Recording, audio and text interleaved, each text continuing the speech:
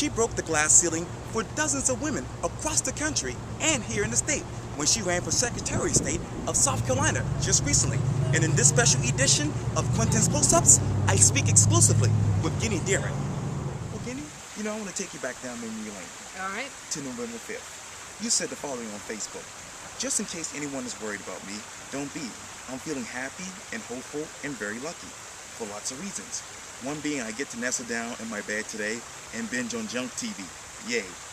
The words happy, hopeful, and very lucky stuck out to me. Yeah. Tell me as we sit here right now, how much happy, hopeful, and lucky are you knowing that you're not Secretary of State? Right. Well, I'm not Secretary of State, which is something that would have been a great miracle to happen. Sure. But the reason I feel so joyful and happy is that, there were a couple of things I really hoped to do in the campaign. One was running for statewide office gave me a platform to hopefully be a part of inspiring more women and men, who've never run for office to, jump into the arena, step up and run for office. And clearly I think that happened.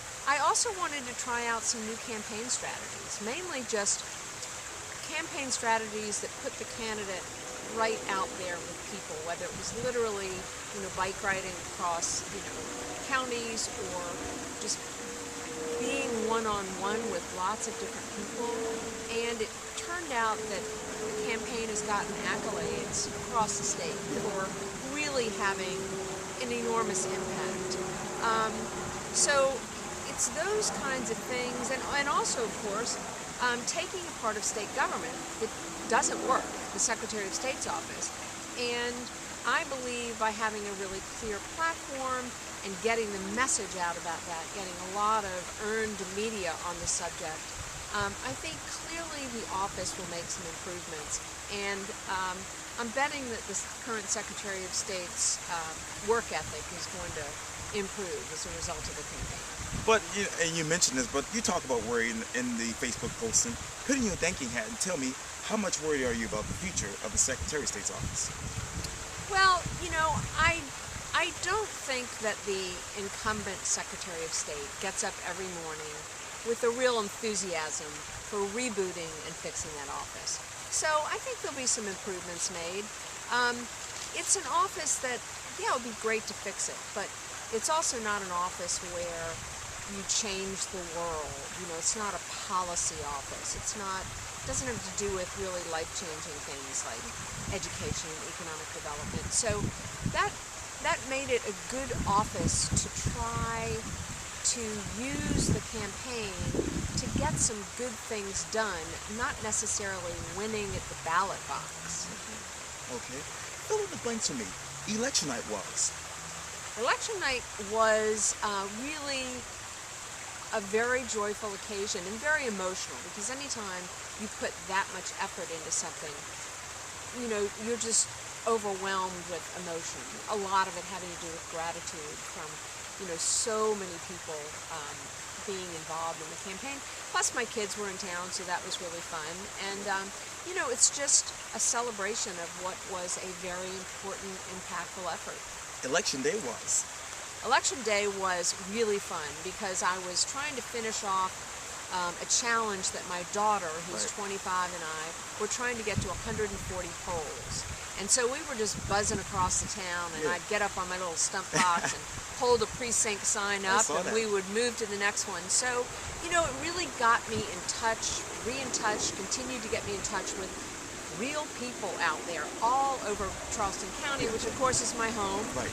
And it was just extremely invigorating and exciting, and reminds me why being involved in political activity and community activity is just, it feeds my soul, and I think I'm not unusual. As we talk about the campaign, let's recreate the scene. It was really a few days before the election, and all of a sudden this YouTube video came up. And it was between you and Jenny Sanford, and it talked about Mark. Yeah. It wasn't not Mark Sanford, obviously, but Mark Hammond. Obviously, she was giving you an endorsement. But when that particular video went viral, what was going through your mind?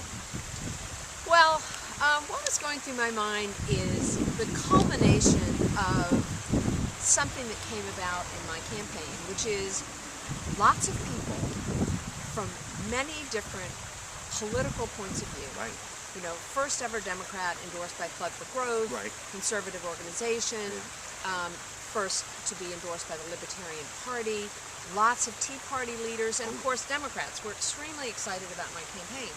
So this sort of at the end of the campaign video with Jenny Sanford, to me, was a culmination of saying, come on everybody, let's get together and find common ground around common sense stuff. And I think anybody who's paying attention, my platform for the Secretary of State's office was 100% common sense.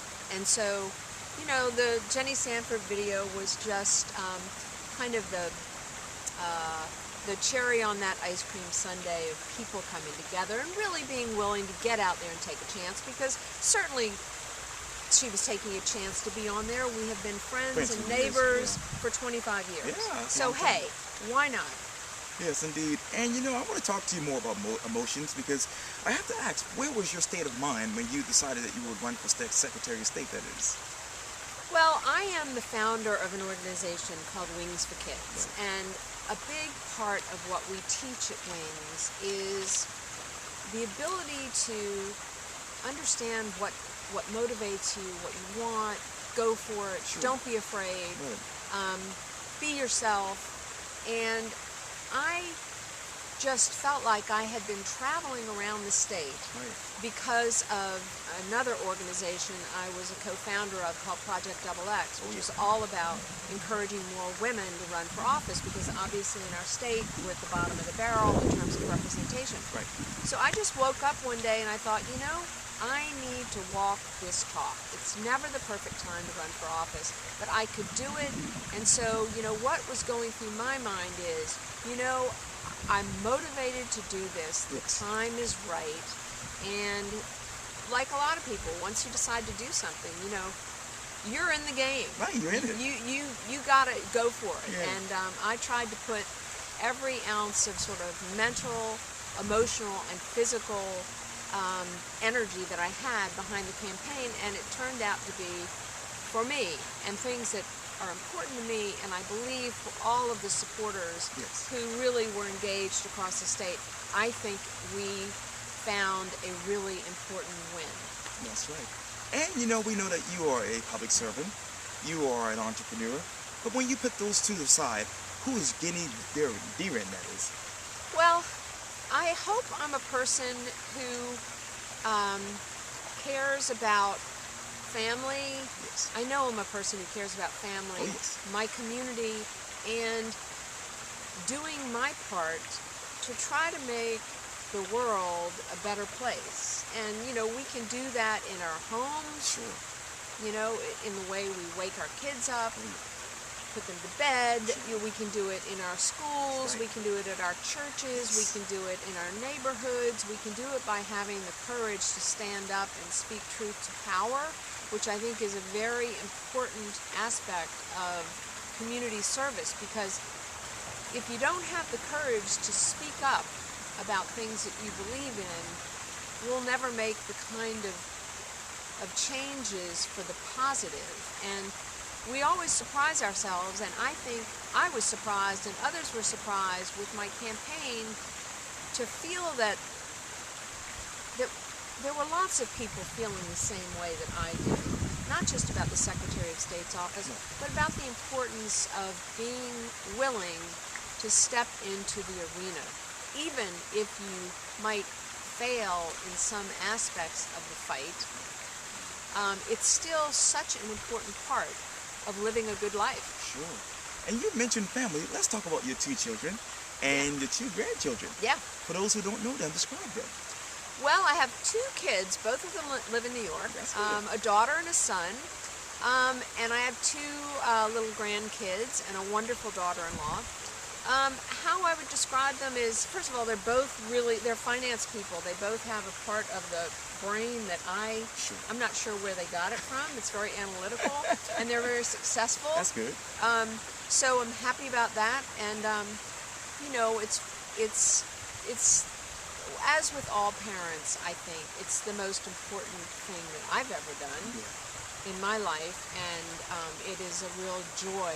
The most joyful part of my life is being with my kids Yeah. and my family. I have a big family. Well, describe to me the following one word: your college years at USC. My college years at USC, in a word, I guess honestly, it's two words: having fun. Yeah. That's good. Receiving the Order of the Palmetto Award. Yes. Yeah, I was in 2010 awarded the Order of the Palmetto, which is the highest civilian honor in our state, and I was so honored by that. Yeah. Because a lot of times my work has been with kids in education, and sometimes that work is not always recognized as much as business, entrepreneurial successes, etc. Right. So I was really proud of that, and hope